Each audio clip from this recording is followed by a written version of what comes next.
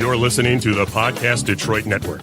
Visit www.podcastdetroit.com for more information. 1935, the Lions win the NFL championship. The Detroit Tigers take the World Series. The Red Wings bring home Lord Stanley's Cup. Joe Louis begins his rise to world domination. This transforms the Motor City into Detroit, City of Champions.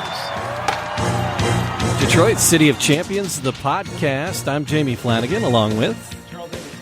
And we got to turn his mic up. Test. There we go. Usually you test before the show, but during the show is just as effective. When you get here, not 5 minutes to that's go. Just what they're that's expecting on you, You're not supposed to talk about pre-production issues. I got here right on time. I was here on time, just like I always am for everything. Thanksgiving later. Yeah. Don't make me Thanks, turn Tom. the Don't make me Tom's turn got the my show back over around. here. Don't. All right, Detroit, City of Champions. It's the podcast. There's a trilogy of books written by Charles Avison, and it's Detroit City of Champions, and it's chronicling the 1935 year in sports history, Detroit sports history.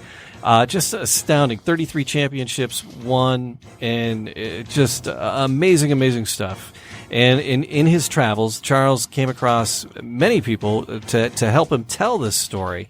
And one of those people, we've been digging into his radio archive of just some amazing pieces of print and then some astounding pieces of audio that Tom Eurich was able to gather. Tom, thanks for being back with us. Well, it's an honor to be here, and you just can't get enough of the City of Champions. Yeah. It's phenomenal, and when I go out, I tell people, and they just are amazed. I said, you got to get Charles' book. You'll hear it all. Yeah, Tom's been great, man. It's like I mean, I've known him for how long? About 10 years now. Easy. Yeah, and it's just Tom's like the biggest supporter for me, but just the City of Champions in general. Like I always talk about, whenever I talk about Tom, I always say, this man was bitten by the bug, just like I. Once you get bit by the City of Champions bug, there's just you're done. I mean, it's just such a fascinating story, and it grips you. But we talk about the City of Champions story being the most forgotten story, the most important story in sports history, and your books are an argument for that. That it is. Well, I'd say the most important season in Detroit sports history, without a doubt. That's I make sure we say I say Detroit. You know what I mean? Because of the impact that it had on this city and on this state. Yeah. I'd say it's important in sports history. Sure. It's one of the most important. Oh, it's. I think it's the greatest season in American sport history. But as far with regards to its importance, I mean, there's no season in the history of Detroit sports that had more of an impact on Detroit than this one year. Well, without a doubt. Yep. Yeah. And we say it's a forgotten because it pretty much has been, and the pieces of tape that we were listening to, Tom, you were able to attend a banquet that was held on the 50th anniversary of the 1935 championship. The Lions' first championship, and he was the only media there. And where are the mainstream press? Where are they at? There was nobody there for that event. Nobody was there for that event. Don Shula is speaking at the event as a surprise guest. True, but at the same time, you've got 50th anniversary of the Lions' first championship. And you know what I mean? Tom is there's no other media there. You know what I mean? Like Tom is the only, these tapes that we're playing on this show right now. This is the only, actual firsthand information to come out of this incredible event. You know? Matter of fact, the newspapers did come in '85. I was checking the weekend that they were there. There was no story, about the event. Nothing. No. Yeah, exactly. That's what I'm saying. Like no recollection of this. That's the most puzzling thing when we say forgotten, Jamie. When I say almost kind of sort of forgotten, this story was forgotten. Yeah. I mean, in my initial study, again, I want to take everybody back to when I first heard about this story. All right. I was a senior at Western in an apartment. Okay, me and my two friends, Jeremy Hunter and Kevin Bush, were hanging out in my apartment, and we were just going through this old Detroit Tiger media guide, and we came across this random fact on the 19. I didn't even know what year the Tigers had won their first championship, Right. and we were going through the thing and going through the book, and we looked it up, 1935, sure enough, and then the bottom of the page with a little asterisk that says, "Did you know that the Lions and Red Wings also won their championships in this season?" And I was like, I'd never heard that. That's kind of cool. And I was taking a sports history class at that moment and needed a topic to choose. And so I chose this just to find out, find out a little bit more about it. And that's when I went to the original books. I had to write a 2-page paper. 2 pages. Yeah. And keep in mind, I had just come back from the University of Edinburgh, Scotland, one of the foremost history colleges in the world for studying history. And I have to write a 2-page paper about a Detroit sports topic, okay? And when I try to write a 2-page paper, I just go, just like anything. You go to the books, you go to the internet, you go to, these different, your basics, search functions. And I could not find enough information to fill a 2-page paper. Man, oh man. I'm either a horrendous historian, I'm either a horrendous researcher, learn nothing along my ways about how to look up a story of a simple 2-page book report, or there's literally nothing there. And if there's no information on something, if there's no information to remind modern day people who were no longer there, then that's by definition, this is a story that has been literally forgotten. Right. And you've resurrected it. That we've been trying with these books. This was the first, in my mind, this was the step. The first step was to isolate exactly, to nail down factual evidence of what took place. That was the first step, was to build a cornerstone around, because there's all this like mythology around it. Like, oh, they won how many championships? I don't know. Who did what? I don't know. Are you sure there was 30, 33 sounds a bit ridiculous. Are you sure there's that many? Yes, there were. And I went through every single one, presented the evidence, systematically going through it. And so the goal of this book was to focus on this season and to identify, fact from fiction, and to say what happened in 1935. That was my goal, was to establish a foundation of fact.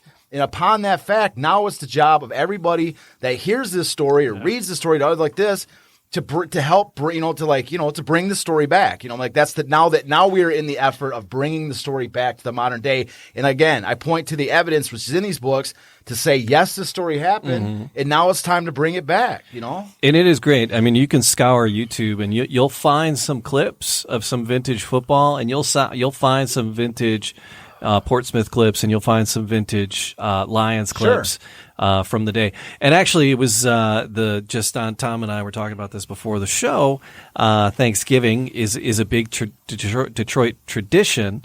And it began with the football game, which was the very first season for the Lions here. 1934.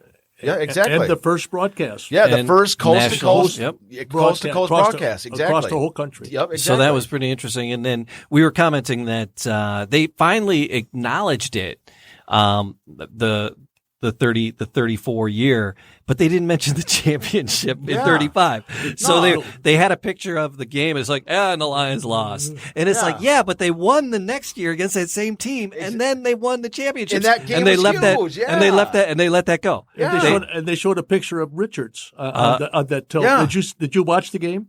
Dude, I watched a chunk of it. I can't even handle it. I came back. It's not. I'm still a fan, but we got a new coach now. Like I was actually hanging out with my parents, and I'm like, you know what?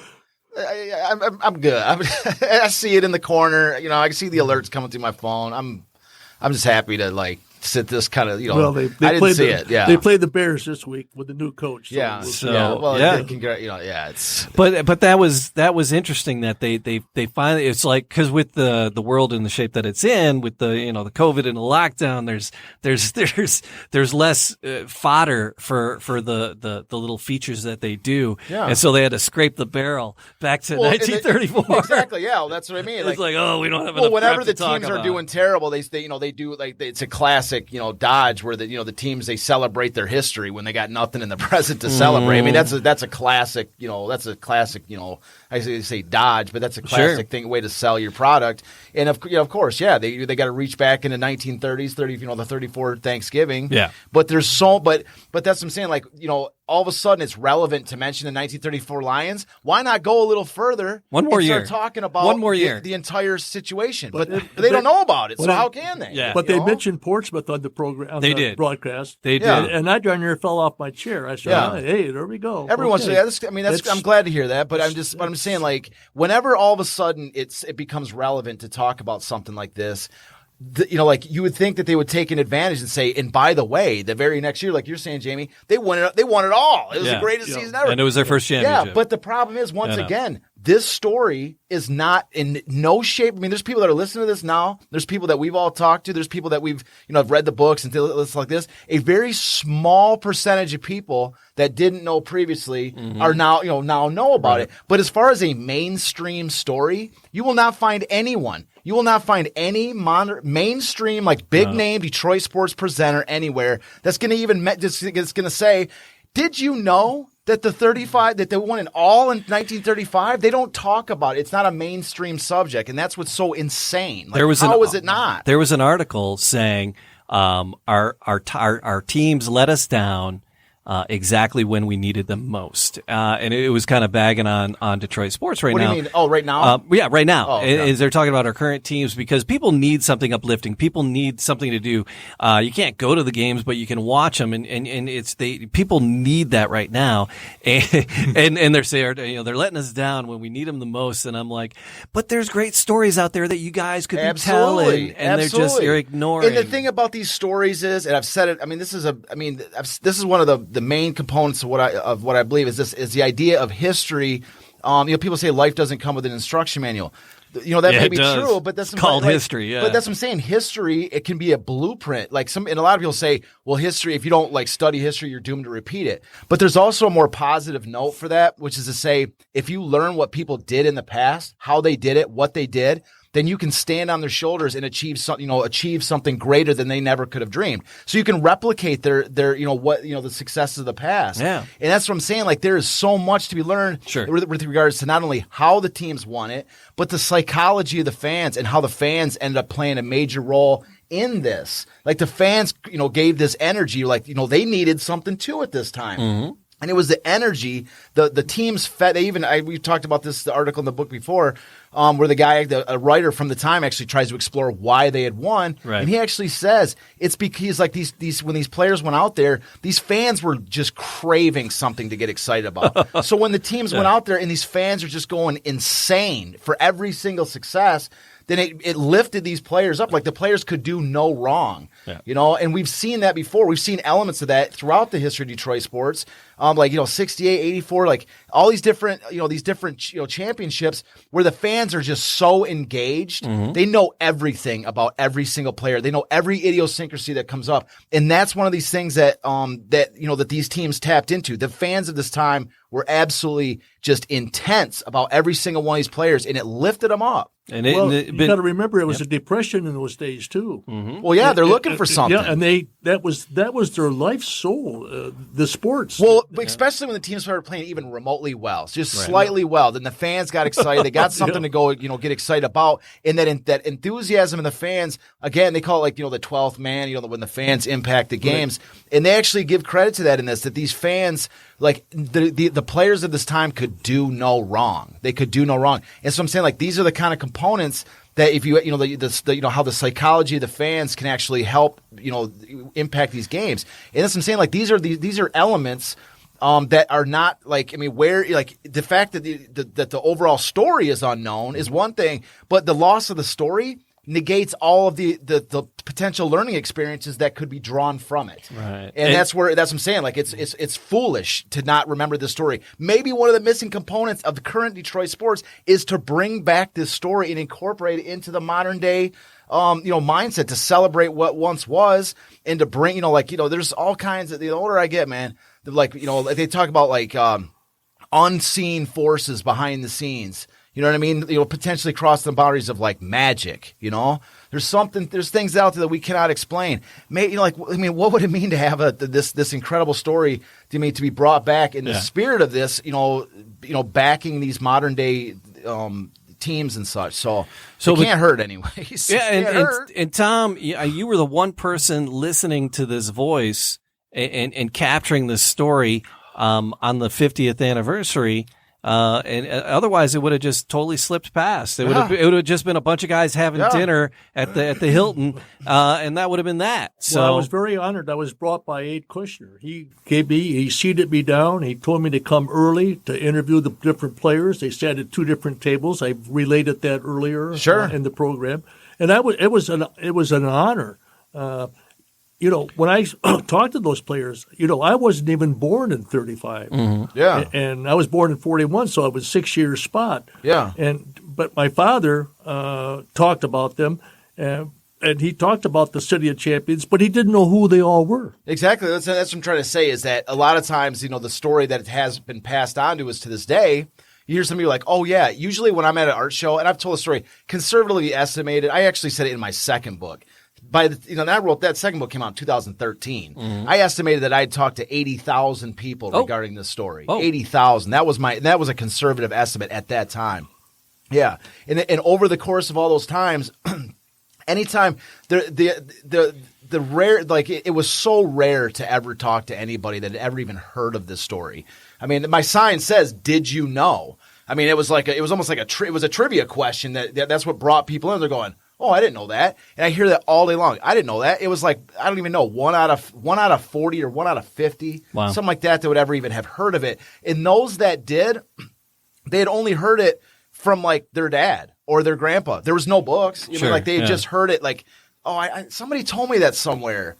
So that's what I'm saying. Like, it was always like a somebody knew told each other, and that's why that one person had known it. But that's something like there was no like factual basis, like a root of foundation of fact, that like I'm saying, like that, like yourself, like your dad told you about it, but where's he didn't even know how many championships or anything. He kept talking about it, and I kept asking him, who were all the champions? He didn't know. And he lived during that time. And he you know lived what I mean? That's what I'm saying. He knew the three basics, and he loved Joe Louis. Sure. But after that, and maybe Walter Hagen, that might have been it. But that's what I'm saying. After and then, so that you take that Tom's example right there as an example, is that after this happens, World War II happens. Right. Like shortly, this story ends in 1936. And shortly thereafter, 1939, Hitler invades. This when war in Europe begins, and then 41, of course, is when the U.S. enters. Yep. And so there's a World War II. Well, there's far bigger events going on that people were talking about than sports. And so then when the U.S. comes back from war, of course, there's the golden era of the 1950s with Gordie Howe, Bobby Lane, championships all over the place. Yep. Hell, even the Tigers won a championship in 1945, right when we come back from war. Yeah. 5 weeks after the war is over, the Tigers are World Series champions. Right. And the auto industry comes back. There's a golden era of Detroit. And so these stories got put in a drawer and filed away. And we'll come back to another time. There's way more cool stuff going on right now. And they never came back to it. I think they wanted to forget. They had the Depression. That too. Then they Agreed. Then they have the war. They went from one mess to another. Yeah. And when they all came home, they forgot what the mess was. And the other thing too is that people that would have attended games with their like brothers, fathers, whatever like this, maybe some of these people didn't come back from war. Maybe these people that are tinged with some of these great memories that they had are now like sacred, like. I don't even want to talk about this because my brother never came home. I never got a chance to, I went to the championship game with him and I don't want to talk about it, Right. These Great Depression stories were tinged in sadness. And so that's what I mean. Like, there's so many different reasons. And that's what I mean, like, but it may, like, say, now is the time to bring it back. Yeah. What harm can there be? I talked to one person that went to the 1935 game. I told you that. Oh, remind me. Yeah. It was my stockbroker's father. He went to the game in 1935. Which one? Tigers? Yeah, no, out at UAD. Oh, Lions. The Lions. Okay. I forgot, Tom. We're talking Lions here, man. It sounds like the game, the game. His favorite player was Ernie Caddell. Yeah. And he didn't have the money to buy a shirt, so he had an old sweatshirt. And his mother, that's right. I told you. She put a number 1 on it and took to school. Now, in 35, in those days, they didn't have the sports radio. And on a tape, when I played Ernie Caddell's voice, he cried. Yeah, that is so. And he wore that shirt all the time because I gave him one City of Champions, and he was so proud of that. But what's so cool is that he's actually fashioning his own jersey with Caddell's number 1. Nowadays it's just it's people go to the store, they buy a whatever Matt Stafford jersey, whatever it is, and it's just something you just do. But he's actually making his own back before that was even in fashion. In the 30s, it wasn't exist. So his mother made him a shirt, and he went to school with Ernie Caddell. He's Caddell. And all of those years that he played, he never heard his voice and when he heard it, he went bonkers. But if you think a little bit deeper into that story you're talking about, then Tom, you know what I mean? Like, is the idea that there's the idea of like what came first, the chicken or the egg? Mm-hmm. You know what I mean? What came first? Did teams start issuing jerseys with the team numbers to sell, or did fans just start making their own jerseys because they wanted to be their favorite player, and then people saw it and were like, "That's a good idea. We're going to sell them." Yeah. So I think, that opens up a whole nother concept, which is like maybe potentially. Like I say, what came first? Were fans making their own jerseys? Teams saw and go, "We're going to start selling those things." Yeah. That's what I'm saying. Like, he just made his own. Like, I can't imagine that at that time that they're selling jerseys like that. Well, it was depression. It was.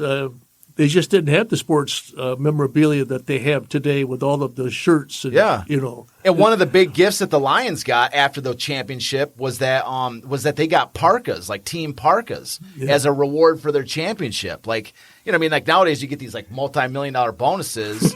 And these guys are back then. I read an article where they were, I think it was Press Now. One of those guys were talking about that it was like, man, we were so happy. We got these like, Detroit Lions parka, to wear after the game. And I was like, that's so I can't imagine that they're issuing jerseys for kids at that time. Well, not the 30. No. Heck, he didn't have enough to put money on the food on the table. Exactly. Let alone buy the jersey. That's what I'm saying.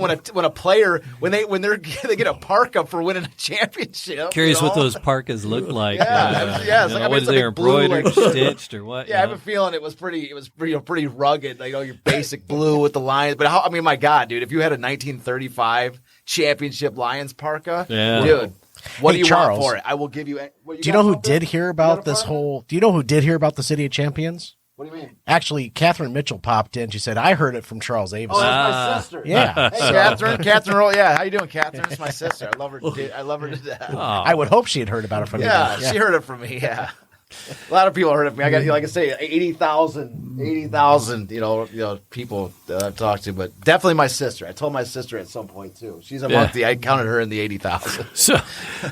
But talking about the parkas, and in your conversation with the players that were there that evening, you were able to touch on several topics, and one was about the equipment. But let's get back to the tape. Let's go to the tape. Yeah. I think Elmer, what the next piece you wanted to look at? Yeah. Well, it's actually. This is 2 weeks ago, and I wanted to listen to this clip so much that I remember it 2 weeks after we played the last clips, because it was like the next clip in this chain. And it's just, I just from love Elmer. From Elmer, because it refreshed our memory what we're talking about. Because actually a previous couple of discussions on there talked about the equipment, but I like what Elmer Bear Ward had said. So, and I think we got a picture to put up for anybody that's watching the show. Pictures. Do we have what do we got to? Elmer, I think I sent you a picture of Elmer, Bear Ward to put up there. If you have it available, it's not. I don't think it's essential, but it was one of the last pictures that I gave you. All right. Okay, I'm happy to be back this way, and don't go away. We're going to go around again. I want to ask you some more questions, Elmer. I think the difference between now and when we played in 35 is we went both ways, both defense and offense.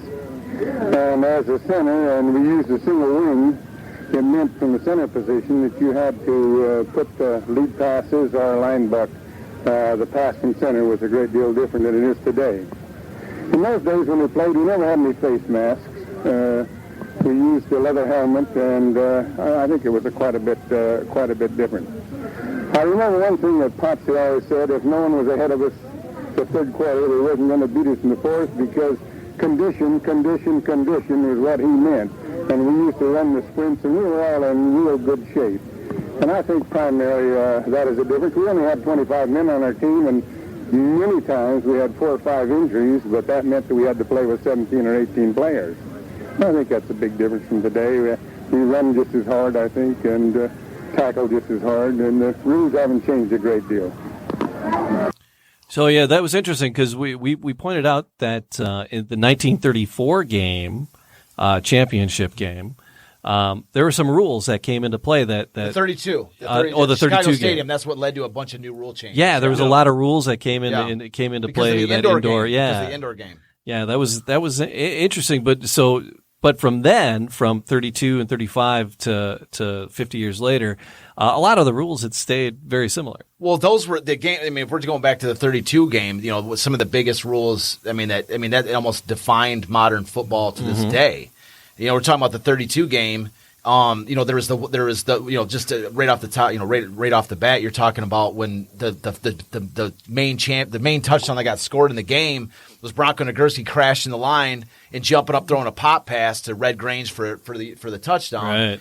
And back at that point, you had to throw all passes had to be thrown from 5 yards behind the line of scrimmage, and Bronco totally blew that rule. Yeah. And so after that, the NFL goes, well, from now on, as long as you're behind the line of scrimmage, that's all that matters. And so that was a major thing. Yeah. It's anywhere behind. As long as you're behind the line, you can throw that turned the game. Yeah, and then the other thing too, which is also not to be diminished, is the hash marks. The hash marks on a field. Nowadays when a game starts, when a play concludes, the ball is moved to the nearest hash mark or the center of the field. Where no matter where, if a guy gets tackled out of bounds, it gets to the right hash mark of the field. Yeah. Back in before that 1932 championship game, if a guy got tackled out of bounds, the ball started like 1 yard from the out of bounds, and so they'd have to run a play just to get to the middle of the field. They would burn a play, and so during that game, because there was the walls of the stadium, they couldn't start with the play that close to the sideline, and so they actually created the hash mark just for that indoor game, and it continued. And so they liked it so much because the teams didn't have to burn a play that that's what I'm saying. That small change is a big deal. Well, the only change they made now is they moved the goalpost. In the 50s, I saw a game when Crazy Legs Hirsch was running the post pattern. Yeah. The post got him. Oh, geez. That's what I'm saying. Every time you're watching those old footage. He ran into that post. I'll never forget that. He never knew what hit him. Talking about ringing your bell, huh? He said, I was at the post, but there was no ball. Yeah, but the interesting thing, Elmer's saying, though, is that one of the things I love what he says is that we ran just as hard, we tackled just as hard, we played just as hard. And so a lot of times people look at, they look at the, players from back in the day and they say, well, it's a different caliber of athletes and all this. Nowadays, you're like, are you sure? Because, this is a guy that's seen it both, and he was like, yeah, we tackled just as hard as them, Yeah. So that's anyway. So I like that little clip from Bearwater because he really goes through the equipment's different, but he talks about the game is we hit just as hard as they did. Yeah. Same field. Yeah, it's the same football field. There was an article around Thanksgiving that came out that caught my eye about the some of the greatest players in football. And it was the greatest players. I'm trying to find toughest NFL players. This is coming out of Tiebreakers. Tough guys, the toughest players in NFL history. Because I'm not a big sports guy. I've told you guys that before. I like history. Yeah, but that's what we love you though, Tom. I love Detroit. We're you're soaking it up like a sponge. Some of these names, I recognize most of these names. But there was only one. I got to cut you. For your first sports education to be the City of Champions story, Tom, how much would you love that to be your foundational element for your sports education? Right. The City of Champions story is the foundational element. You cover all the sports. You start with the City of Champions story and learn everything else. That's covered, how it should be. every sport played was covered. That is it. Yeah, but I'm just saying, your first story you ever know is the City of Champions story, and then you build from there. Yeah. That's the greatest sport. I'm almost envious of you. So I wish I had learned sports history. But out of these top 30 players, coming in at number 5, Bronco Nagurski. In 34. When I interviewed those Lions, they said he was tackling a redwood tree. Yeah. With a bulldozer behind it. Yeah. They said he was just they feared him. Yeah, well, when he had the ball. When you see, like, we've actually shown a couple videos of Bronco Nagurski, and you can see in these videos, I check back in old episodes we had, or check, just look up these Bronco Nagurski videos. Actually, the biggest one is look up the 1934 championship game with the New York Giants. Yeah. It really shows Bronco Nagurski in action. And this guy, built like a redwood tree, this guy was literally he was twice the size of any other guy. Yeah. I always call him the Shaquille O'Neal of the 1930s football because Shaq in his heyday was just so big you could not stop him. If Shaq was going to dunk the ball, he was going to dunk in your face. Like if you tried to block Shaq's shot, he would break your arm when he dunked it. He broke the rim. Shaq was unstoppable in his heyday, and that's how Bronco was. Like there's some of these players that just are so unstoppable that you just have to tip your cap to them. There's nothing you can do. And that's what they had to stop. The Lions had to stop Bronco to win a championship. I asked him who was the toughest player they played against, and it was always Bronco Nagurski. And Christensen said every time he got the ball, is it going to be my elbow? Is it to get him down? The articles that I've read about it, they said that whenever you played the Bears, if you were ever going to try to tackle Bronco Nagurski, you always had to use two guys. At least you two. never wanted to try to if you try to tackle Bronco by yourself, you're breaking a collarbone, he's breaking something on you. Yeah, that's right. Yeah, and so that's what I'm saying. Like and that's what anybody that followed like the NBA, when Shaq was so unstoppable in his heyday especially with the Lakers and all this. Recognize, like when the Pistons ended up beating Shaq in the 2004 championship, it was like, the Pistons like built their team around the eventuality that they would have to face Shaq in the 2004 finals and figure out some way to just slow him down. You know what I mean? Like that team, there was one moment during the 2004 season where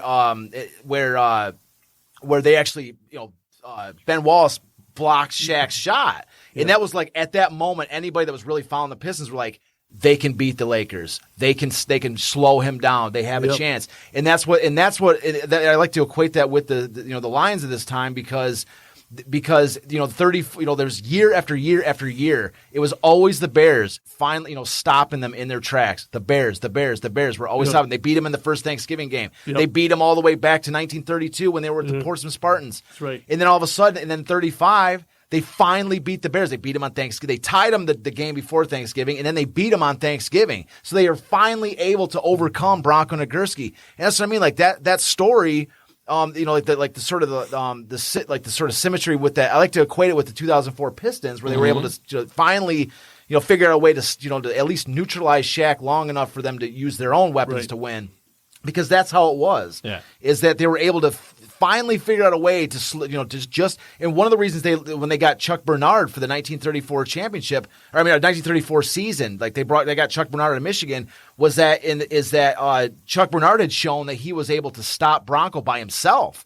Because the 34 you don't have to send three guys after him. Exactly. Because the way it used to occur was after a team won a championship, the NFL championship, they would play the college all-stars. Okay, so the 1934 championship Bears played the 1934 college all-stars at Chicago Stadium, in Chicago Stadium. So, anyways, Chuck Bernard was in that game. And Chuck Bernard was like one of the greatest college players of all time. Chuck Bernard, Chuck Bernard, my God, man. Anybody that's listening to this podcast, stop listening to us right now and go look at No, don't do that. After the show. After the show, look up Chuck Bernard, right? I got a whole section on, but look him up. And it's like he's one of the most decorated collegiate athletes of all time. But one of the things they don't really talk about in the online stuff is that Chuck Bernard in this college all-star game against the Bears took down Bronco Nagurski by himself. And so the Lions are looking at this. He's already a decorated player, but the Lions made every effort to bring in Chuck Bernard. Was like, if he can bring down Bronco by himself, this is a stud we need. Then you're saying there's a chance. Exactly. And so, but also to recognize too, I want to make sure I put this out there too, is that Claire Randolph on the 1934 Lions, and who had also gone back with the Spartans, Claire Randolph was also known for his ability to stop Bronco Nagurski by himself.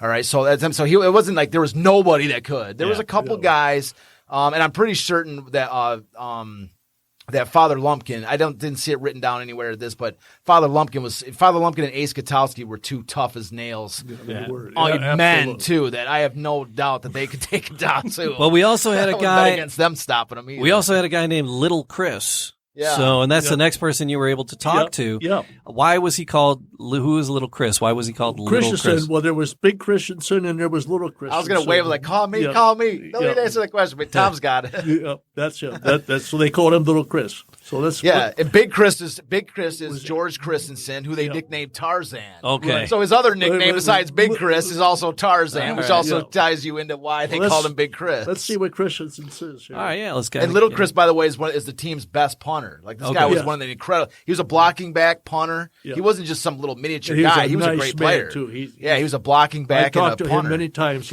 By phone and by letter. Yeah, and he was the best punter, better than anybody. He was their best guy. So yeah. All right, here's Little Chris. That's Little Chris. Matt, do we got audio on this? That's back. You screw around. No, it's there.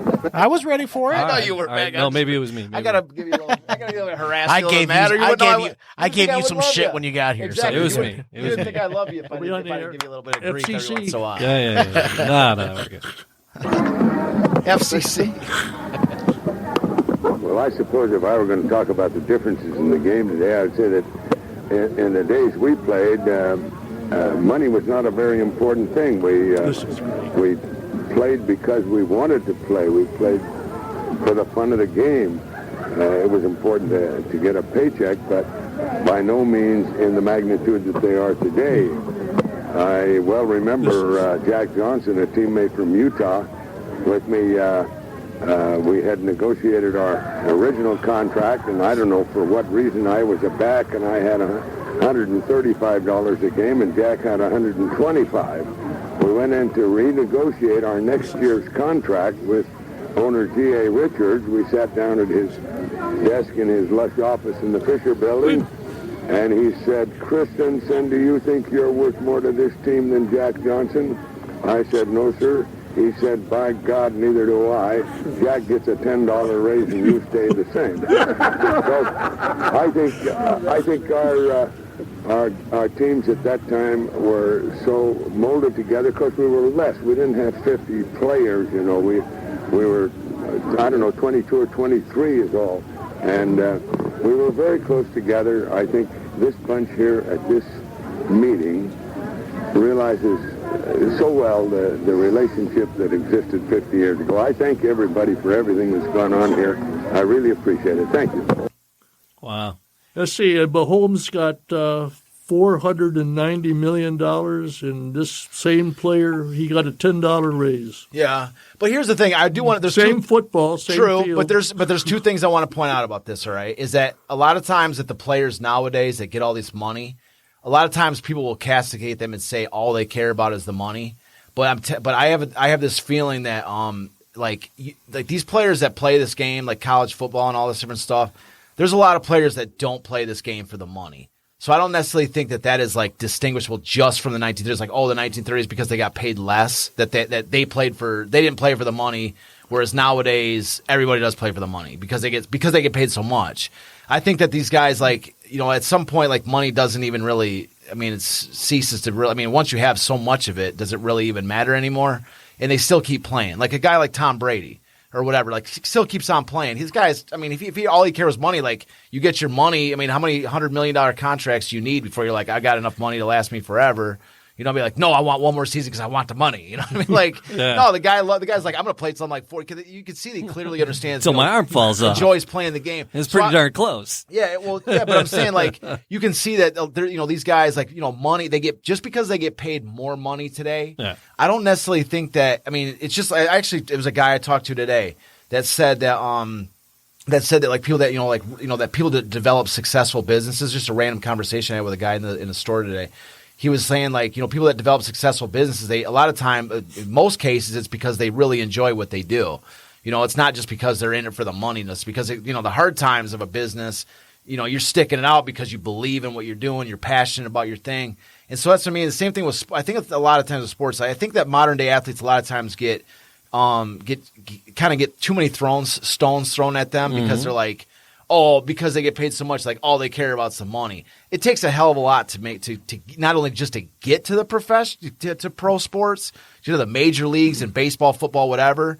But it takes a hell of a lot to stay there too, and to stay at the top of your profession. So I've always been somebody that's like, I understand that they get more money, but but it takes you have to really love what you do to stick it out, to the point, to where these guys make money. So I never begrudge these guys for how much money they get paid. It's so I don't think he is necessarily either. But they earn their money. I mean, sure. Exactly. It's they earned their money in the 30s, and they earn their money now. I think I really do. I think that they're massive contracts, but they're also put up on these huge pedestals where everybody is like, they can't even do anything. They can't. No, you can't even a little dog fight. Come on. What's the problem? If a guy, come on. What are we gonna do here? They can't do anything. They step on some dogs. Some of those are monsters. Yeah, they do something. They do anything bad, and everybody in the world hears about the very next second. So like. Dog fighting's a little messed up. Well, I'm not. That is. I'm talking about. But no, that's a different example. Yeah, I'm saying, like, I'd be at a church. But I'm saying like anything that they do, anything, even real, like anything, like they have no privacy in their lives. Everything is for the full public. So they're kind of birds in a golden cage. You can't punch your girlfriend in an elevator. You're taking it completely opposite, the wrong thing. I'm talking about somebody walking out back and stepping in a dog turd or something. I know. Everybody, like you're throwing a complete other thing. Like, the really horrific ones that got blown up on TV. Yeah, but I'm saying like anything, they're like, oh, did you hear what this stupid thing? Like anything they do is immediately. Or they're under a microscope. It's like, oh, exactly. who's he dating? His wife is dressing him. Exactly. Their celebrityism. They're part of the celebrity culture. That's exactly. His supermodel wife is dressing him. I've interviewed a lot of football players, Doug English, Joe Schmidt, all of these guys from the 30s, and every one of them will tell you that when they step on that football field, they don't know if it could be a wrist, an ankle, a neck. Sure. It's they claim, and everyone said the same thing. It's like rolling the dice. Yeah, but so this brings up sort of the second. This kind of brings up the second. There's like I said, there's two things about what he said that I love, and the second thing I think is fascinating. It was just a really brief sort of blip about what he said, and so he said, I have it in my notes here. Less players meant a closer team bond, because he said I have sort of quoted right here where he says. There's 25 players on a team, and then at any given time, there'd be 4 or 5 injuries. So we'd be like, he said, so we'd have like 17 guys like playing, right? Just whereas a modern day NFL roster, like I don't have the exact number. I think it's 50. Is it 55? Yeah. So 55 guys. Yeah. So imagine, just picture the difference in your minds, right? So you got one team, the modern day team, you got 55 players, right? And then you've got, that are there, and there's always injuries. So there's more and more guys always coming in, at least 5 or, maybe 5 guys are new every single week.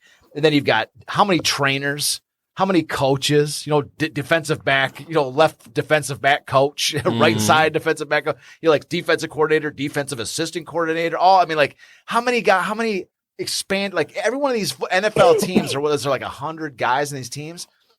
And so like, one guy that comes into this team, like, how is he may never even meet. He may never even have a conversation with a guy on the other side of the team. Like, like they're so massive. Like imagine, really you could say like 55 players of the team plus 5 or 6 for injuries, cycling in, plus like, let's say 15, 20 coaches.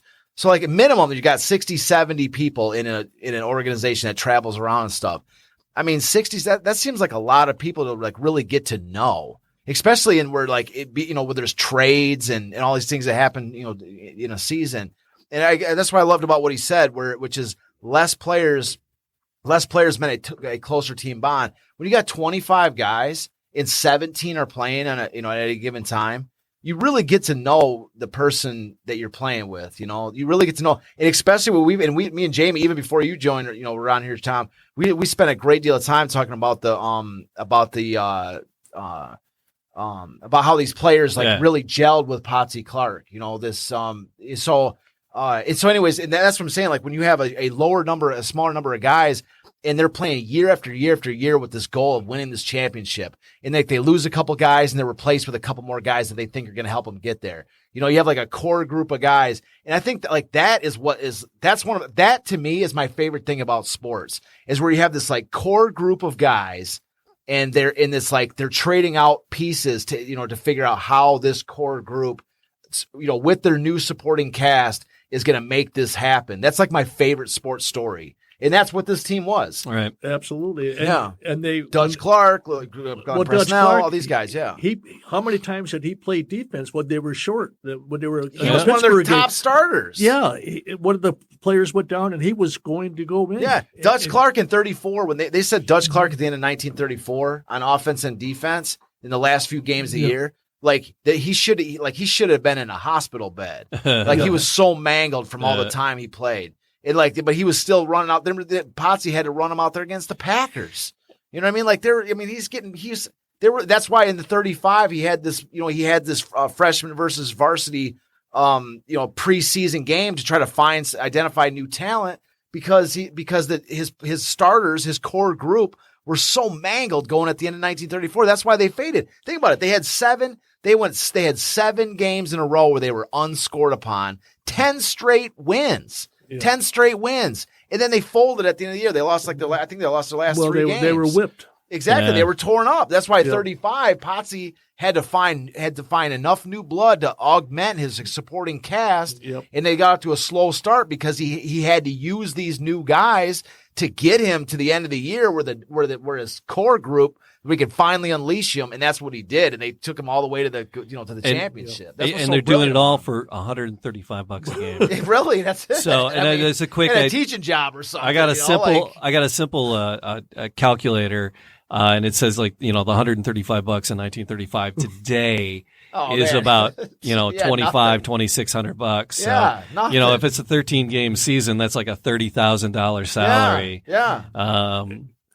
So most of them had like a teaching job or car salesman. Well, we talked about before insurance. Presnell even talked about, like, when he signed a contract, one of the benefits of signing with whatever particular team was that they would set him up with a job in an off season after the season was over. Ed Kushner went to work for General Motors, and he ended up with a dealership in Palo Alto, California. Yeah, a lot of the Red Wings guys, same thing. Was Jim Norris has set these guys up with all these off season great jobs. Like he was.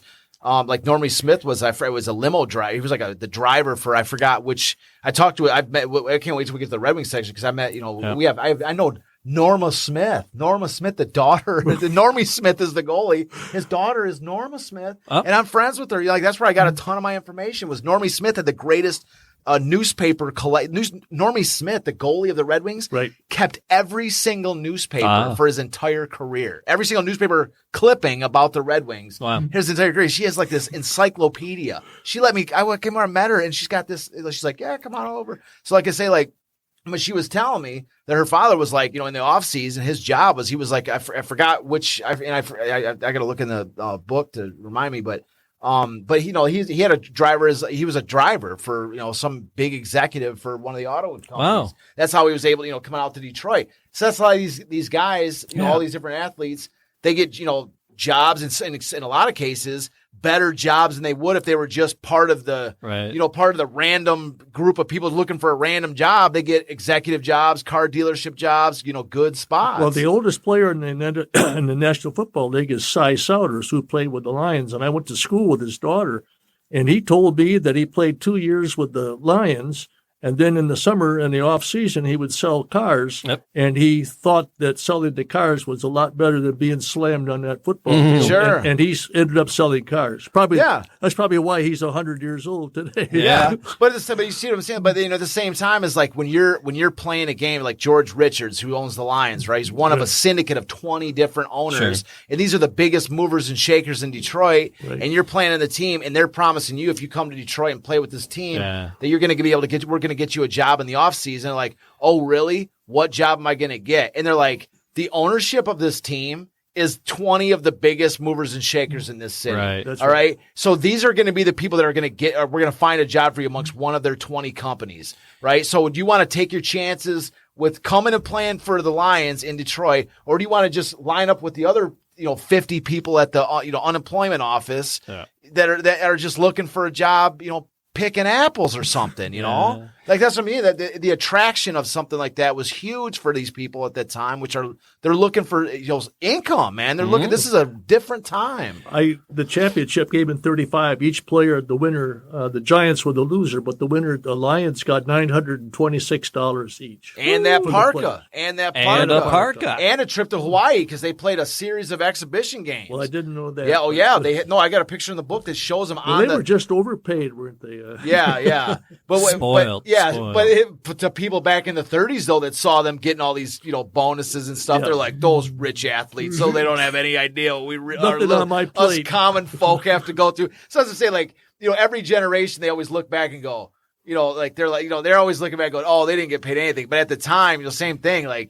We look back at our athletes, we're going, oh, they're overpaid and all this. What do you think? They said the same thing back in the 30s about their guys going, there's the Lions go to Hawaii. They got new parkas, They said their summer was a lot better than 34 summer. Yeah, that's what I'm saying. They're probably saying the same thing. The fans back then going, those rich athletes have no idea how us common folk have to live. You see, they get the money, they got the trip to Hawaii, and they got the parkas. It's totally rich, those rich jerks. So, Klewicki was talking about playing both sides of the ball, because you were just talking about these guys just being Iron Men, and for that pay, they were versatile. They had to play both sides because sometimes they were down players. Anything about Klewicki to lead this? Well, yeah, we talked about this was the last. This last week was the 2 weeks ago before our last for our last episode.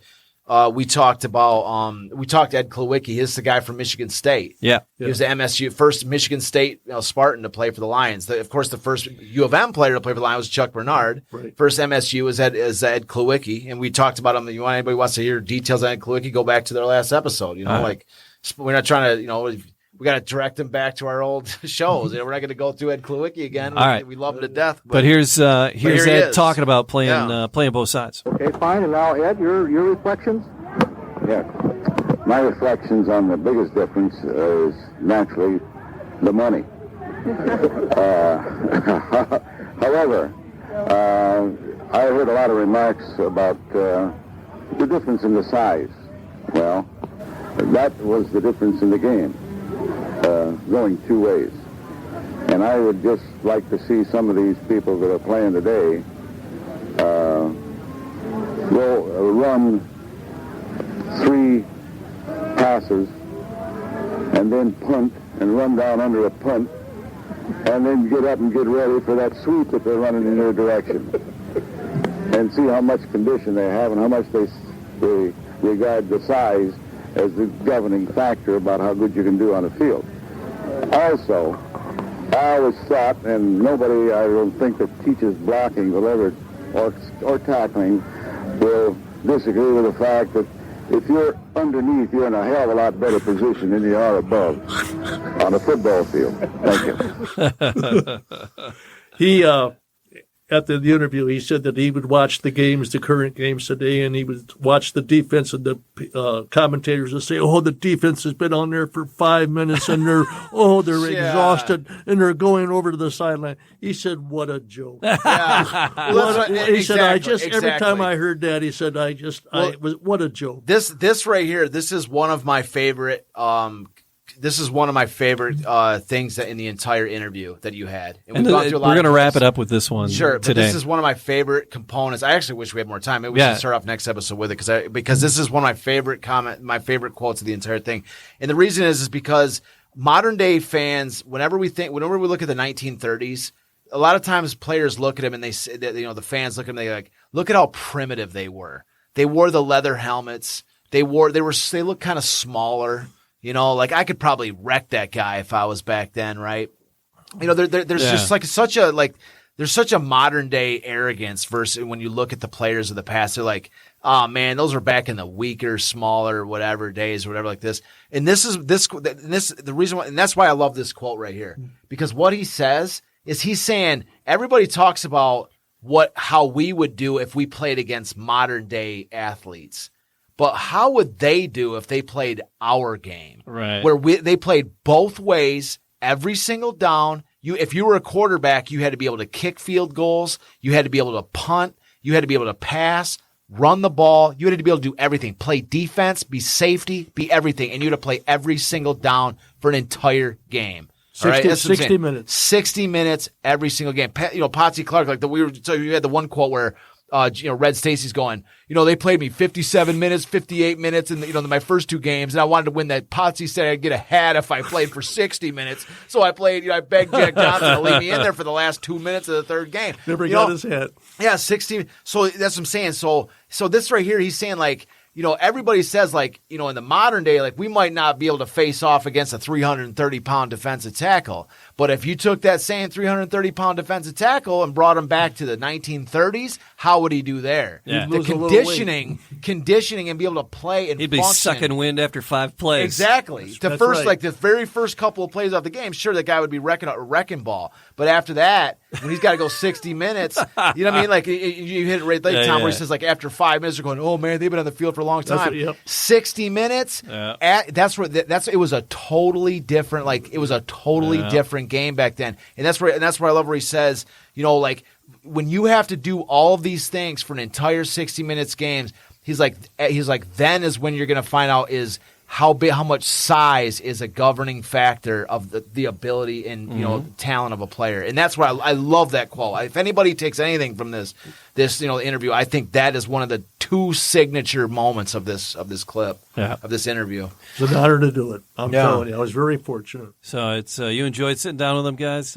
Oh, you can tell in the background they were cracked. They were all, it was at the reunion. It was roughly 3:00 in the morning, and they were having some fun, and the music was still going, and they were just flat out having fun. Yeah, and that goes back to the previous moment where they're saying how the team was closer together because there was less players. Right. And we've talked, and this has been a common theme whenever we talked about is how these guys they knew each other, they cared about each other. Yeah. 50 years later, they still want to have a championship celebration together. And at the championship celebration, they're having a party, man. They're drinking and laughing, and remember old times because the teams were smaller. Yeah. They that's I'm saying that is one of the modern day things that I think one of the things that's lost from some of the modern day games is the transience of the players and every once in a while you see it, how you have a core group of guys that's built. That's not completely lost, but I think that needs to be emphasized more is the core group of guys who comes up together, and that's the team who wins together. Well, basically they had to know their own plays, because when 20-some players, if you're down to 17, all of a sudden I'm an end, and I got to play left tackle, or I got to play right guard. It makes a big difference. Big time. Oh, yeah. So this core group of guys is going to be back again next week to talk more about this because we have a couple more clips to listen to. Sure. Tom, we want more stories from you. And my favorite part of this is watching Tom listen to these interviews and kind of relive. And that's Tom on the tape. He lights up every time we play one of these. It's awesome. So we thank everybody for joining us. Like, subscribe, leave a comment. We really appreciate that. Yeah, if you comment on the show, you get a mention. Had an interesting comment, and we're going to get to it. Just kind of tease you with it. We were talking about Glenn Presnell. Mike Presnell left a comment on one of our YouTube videos. Great. So thanks to Mike for listening, and we'll get to that comment next time. A first cousin once removed. Actually, we're gonna dive deeper into that. We'll talk about Mike Presnell and his this comment. is a show. That's what I love about this show too. Is that we're talking about this is like a sports talk radio show. We're talking about Detroit sports history. You know what I mean? All these other sports talk history, modern day Lions. These other guys got fired, or whatever. We're back in the day talking about sports. Yeah. We're like, man, can you believe Presnell? These guys. We're talking about stuff that happened. It's almost like this is the show that should have been when the 30s were happening. Absolutely, because in the 30s they just didn't have sports talk. If in the 30s, if it existed, probably Detroit would be the sports center of all time. Because everybody was named the sport: tennis, bowling. That's what I'm saying. We're motorboat race, absolutely. Football. It's fencing. Yeah, it just goes. Speak my language, Tom. We're gonna be speaking all these. We're talking all this, and more of it to come. Yeah. It's Detroit City of Champions, DetroitCityOfChampions.com, and we'll be back next time. Thanks for being with us.